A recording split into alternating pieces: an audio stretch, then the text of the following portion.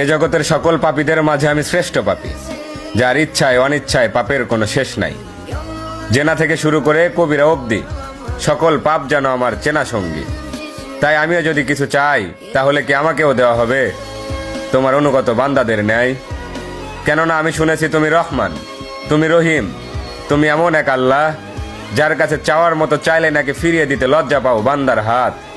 তাই এবার আমিও তোমার চরণে উৎসর্গ করে দিলাম আমার শান্তির ঘুমের নিশিরাত।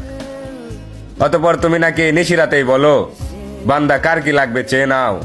আর এবার আমি তোমায় বলছি মালিক, তুমি আমায় দুঃখ দাও।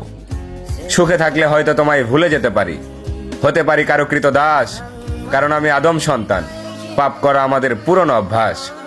অতঃপর ইয়া রহমান, সব ভুলের ক্ষমাস্বরূপ হয়তো মরিয়ম ইবনে ঈসার মতো আমাকে উঠিয়ে নাও, নয়তো ওমর ইবনে খাত্তাবের মতো খাঁটি হেদায়েত দিয়ে দাও।